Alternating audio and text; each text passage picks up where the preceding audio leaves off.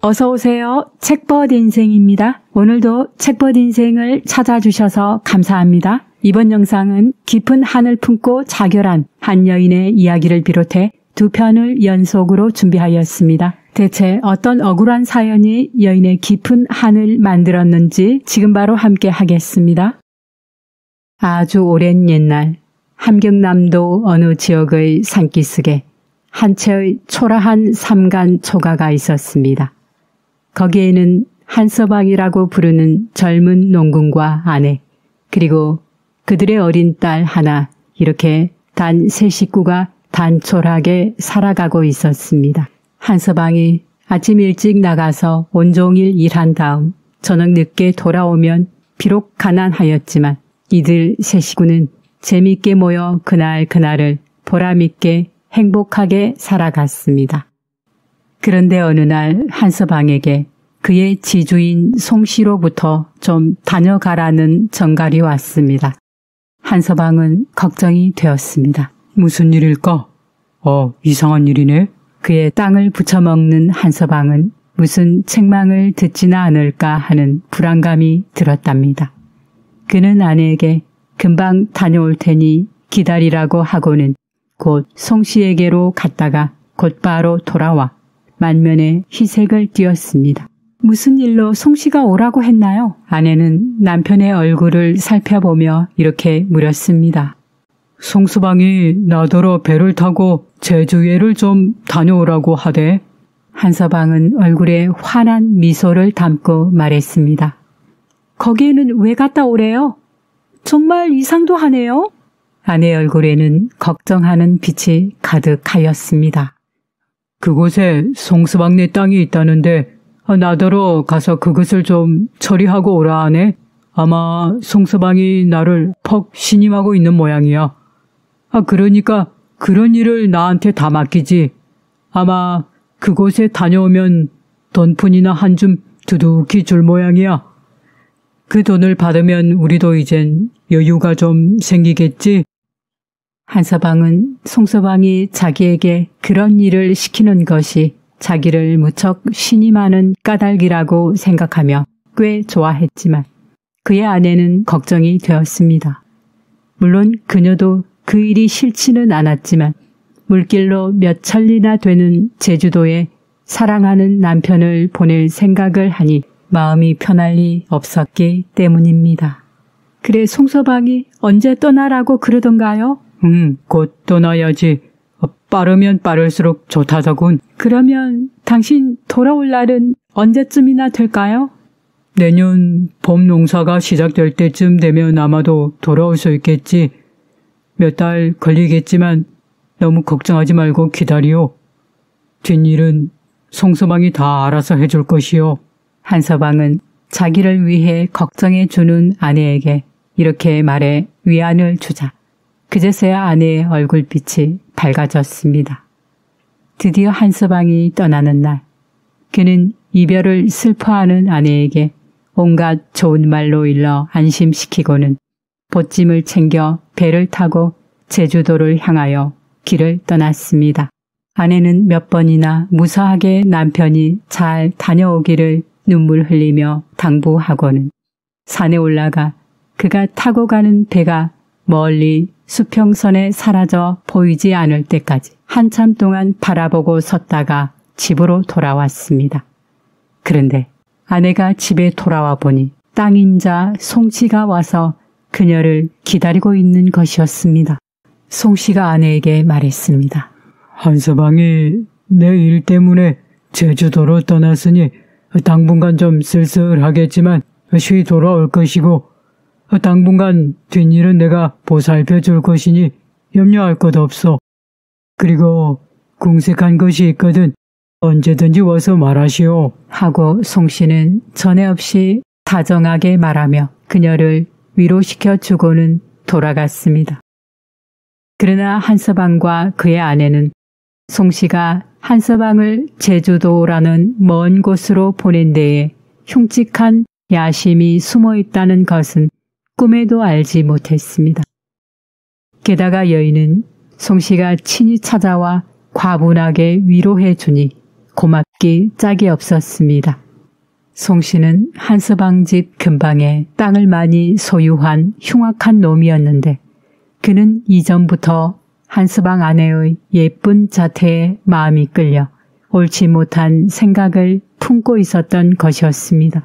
그러나 비록 자기 앞에 굽실굽실 거리는 자기네 소작인의 아내이기는 하였지만 남의 아내 된 여자에게 야심을 품은들 어찌할 수가 없었기 때문입니다. 이런 그가 마침내 꾸며낸 무서운 흉계는 이런 것이었습니다.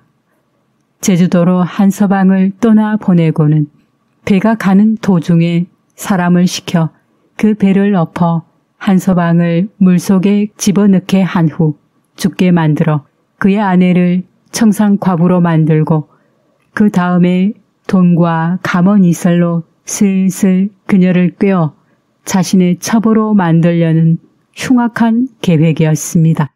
그러나 송 씨의 이 고약한 생각은 누구도 알 길 없고 한서방은 송 씨가 자기에게 큰 호의를 베푸는 것인 줄 알고 기뻐하며 먼 제주도로 기꺼이 떠난 것이었습니다.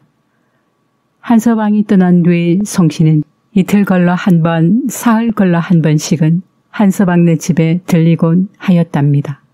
그리고는 양식은 넉넉하오. 뭐 궁색하거나 내가 봐줄 일은 없어 하고 살림을 걱정해주는 체하며 쌀말도 보내주고 돈량도 보내주는 척하며 자신이 접근하는 이유를 붙이는 것이었습니다.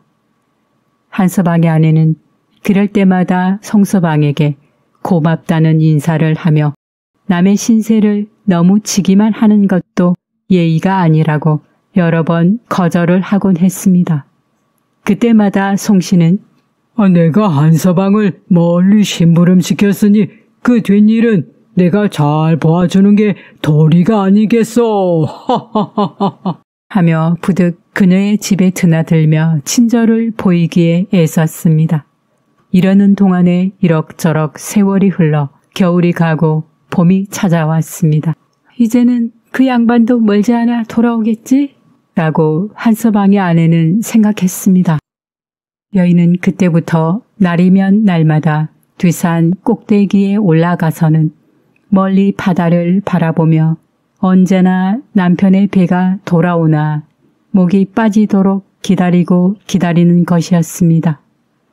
그러나 3월이 지나고 4월이 지나가도록 기다리는 남편은 돌아오지 않고 소식 또한 전혀 들려오지 않았습니다. 어찌된 일일까? 아직 일이 끝나지 않았나? 아니면 혹시 중간에 무슨 일이라도 생겼을까? 왜 돌아오지 않는 걸까? 여인의 걱정은 날이 갈수록 커져만 갔습니다. 그녀는 송 씨가 올 적마다 남편 소식을 물어보았습니다. 아직 일이 끝나지 않았을까요? 어째서 봄에 온다는 이가 아무 소식도 없어요. 이제는 올 때도 되었는데. 그리고 그녀의 얼굴은 수심으로 가득하였습니다. 조만간 무슨 소식이 있을 것이오. 아마 그건 일이 복잡하고 많아서 늦어지는가 봅니다. 송 씨는 이렇게 대답하고는 아무 일 없을 것이니 너무 걱정하지 말라는 위로를 해주었습니다. 그 다음부터 여인은 밥만 먹고 나면 산꼭대기로 올라가 남편이 돌아오기를 손꼽아 기다리는 것이 하루 일과가 되어버렸습니다. 그러나 닷새를 지나고 열흘이 지나 또 한 달이 가고 2달이 지나가도 한없이 날짜가 흘러가는데도 남편은 여전히 아무런 소식이 없었습니다. 암만 해도 무슨 곡절이 생겼나 봐. 그렇지 않으면 여지껏 소식이 없을 리 없지. 틀림없이 무슨 일이 생긴 것이야. 한서방의 아내는 점점 근심이 더해만 갔습니다. 그런데 하루는 송 씨가 집에 오더니 얼굴에 좋지 않은 어두운 빛을 띠며 말했습니다. 한서방의 소식을 듣기는 했는데. 그는 얼굴을 찌푸리며 연방 입맛을 다셨습니다.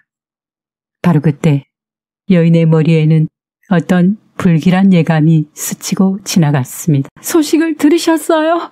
그래, 언제쯤 오신대요? 라며 그녀는 불안한 마음을 억지로 누르며 송 씨를 바라보았습니다.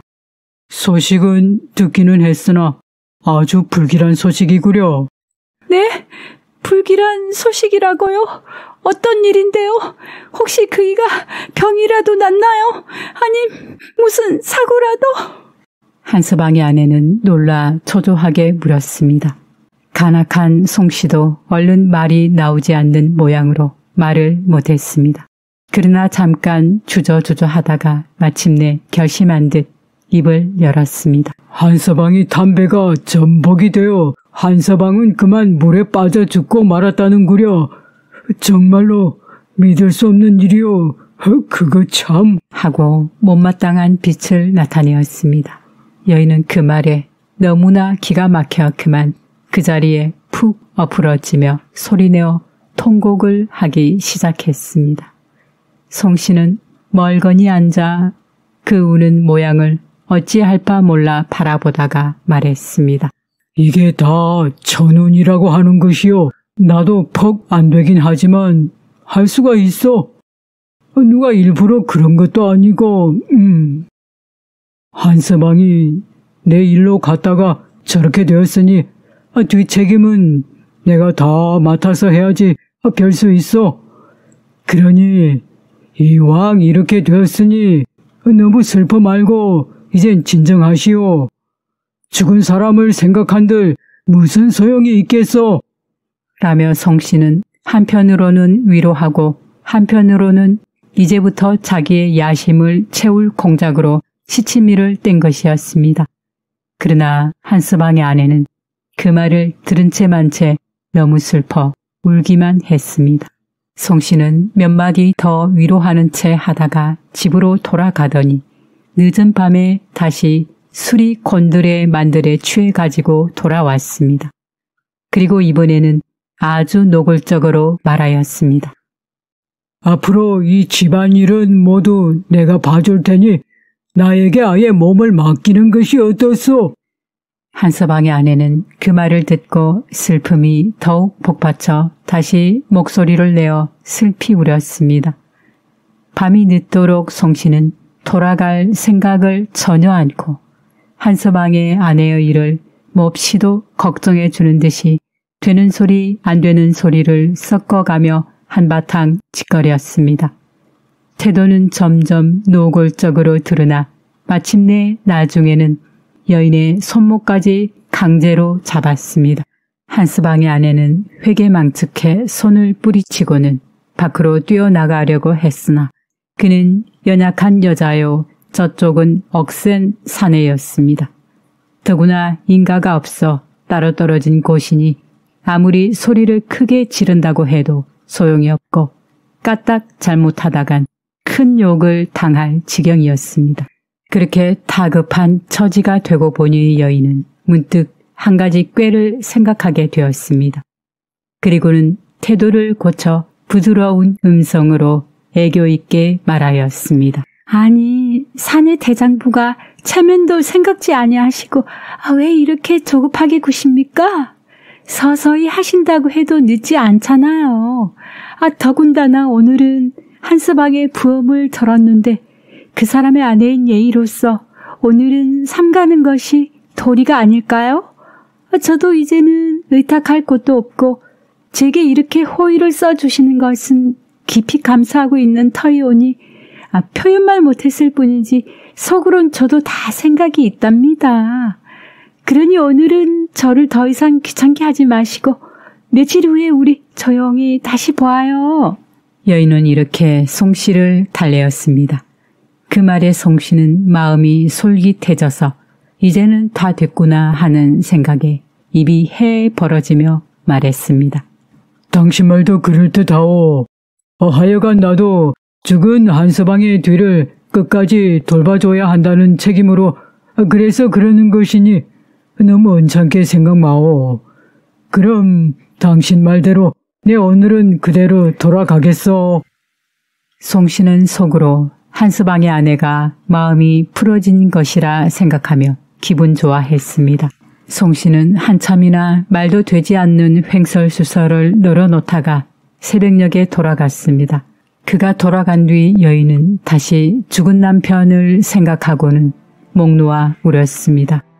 여인의 그 구슬픈 울음소리는 왜 따로 떨어진 초가집 속에서 슬프게 흘러나와 멀리 멀리 구천에 사무치는 듯 처량하게 퍼져나가는 것이었습니다. 그럭저럭 그 밤을 고스란히 세운 한스방의 아내는 앞으로 살아갈 이 세상에 대한 모든 희망이 끊어진 것 같았습니다.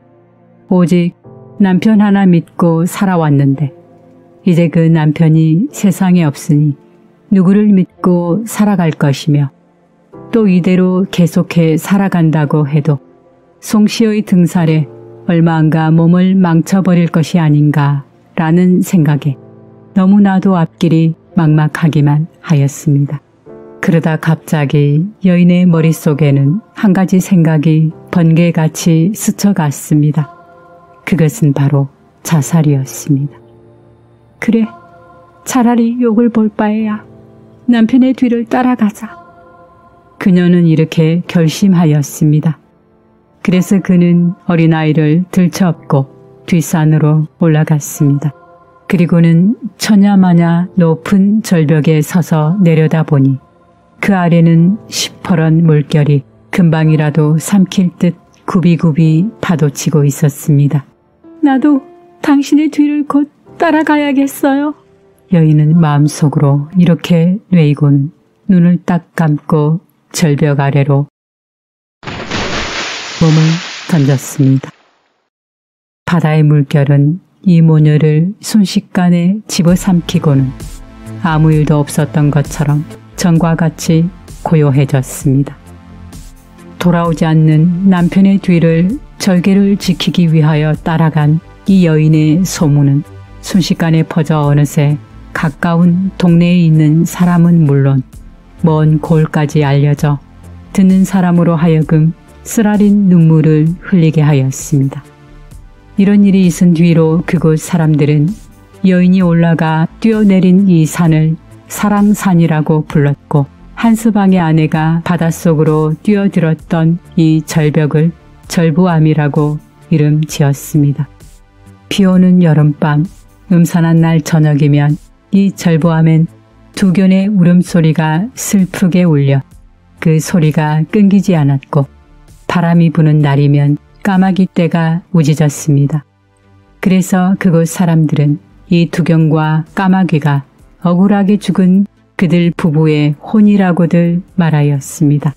그리고 이상한 것은 이 까마귀와 두견이 우는 날이면 이 마을에는 어김없이 불길한 일이 생긴다고 전해지고 있습니다. 옛날 어느 고을의 한 선비가 노비를 잡으러 호남으로 갔다가 집으로 영영 돌아오지 않았습니다. 그 아들이 15살이 되던 어느 날 그 어미에게 하직하며 말하였습니다. 어머니, 저는 아버지의 종적을 찾기 전에는 맹세코 집으로 돌아오지 않겠습니다. 그는 호남으로 가서 구걸하고 다니며 아버지를 찾아다녔습니다. 어떤 고을에 이르러서 벼슬아치를 대신해 돈을 받고 일을 하였는데 책방에 불을 떼는 일이었습니다. 그러면서 입으로는 옛 글을 외웠습니다. 관아 사람들은 그런 모습을 기특하게 여겼고 원님도 그를 보고 특별히 아꼈습니다. 그때 마침 딸을 가진 고을의 호장이 사윗감을 고르고 있던 차에 그를 맞이하여 사위로 삼았습니다. 그는 장인을 얻어서 보고 듣는 경로를 넓혀 합심하여 아버지를 찾을 궁리를 하였습니다. 하루는 호장이 못쓰는 종이 두루마리를 안고 와서 그에게 건네주었습니다. 그것으로 그가 도배를 하던 중에 작은 종이 한 장을 보았는데 자기 조상의 이름이 적혀 있었고 그 아래에는 노비의 이름이 적혀 있었습니다. 그것으로 저도 모르게 종이를 붙들고 눈물을 주르르 흘렸습니다. 그런데 그 모습을 호장의 작은 아들이 보고는 방에서 나와 말하였습니다. 내 형이 울어요. 큰 처남이 달려가 매부가 우는 모습을 몰래 보고는 매우 놀라 집안 사람들에게 말하였습니다. 틀림없이 큰 재앙이 일어나겠어요. 저 사람은 예전에 죽였던 주인의 아들입니다. 오늘 밤에 당장 없애지 않으면 안 되겠어요.